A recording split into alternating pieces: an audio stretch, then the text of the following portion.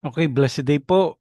Tayo po ngayon ay nasa tutorial number 5 na at nasa ideas framework na po muli tayo.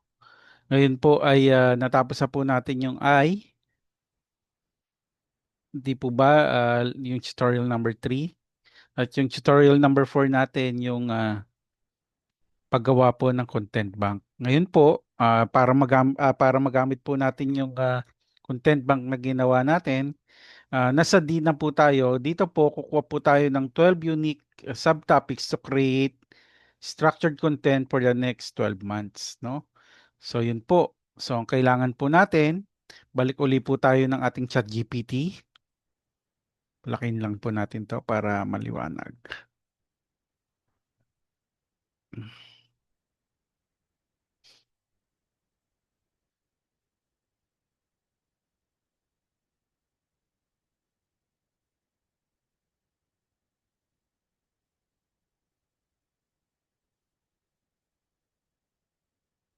Ngayon po, so doon po muli tayo sa ating chat GPT.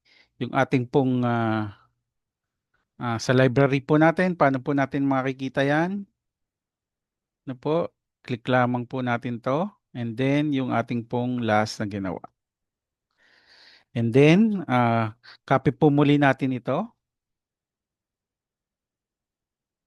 Nasa D po tayo sa divide. Okay.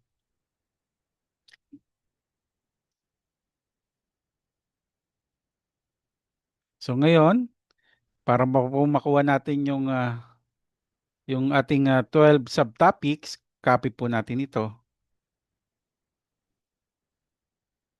And then, paste po natin sa ating ChatGPT.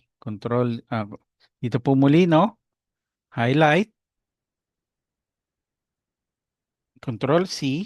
O, pwede nating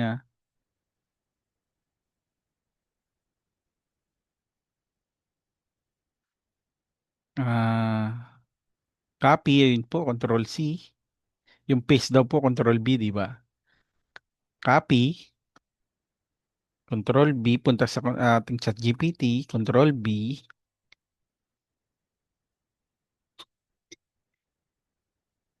So, ganun po muli. Enter lang po, click po natin yung arrow.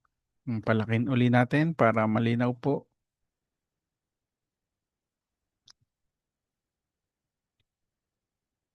And then, click lamang po.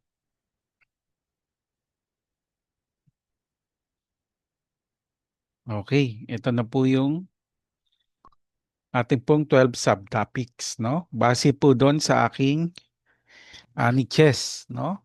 Sa coaches, ano po, at kakopy lang po natin ito ngayon doon sa ating pong content bank. Mamaya po, so kita-kita po muli tayo sa ating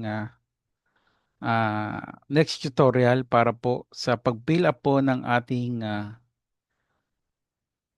content bank. God bless po.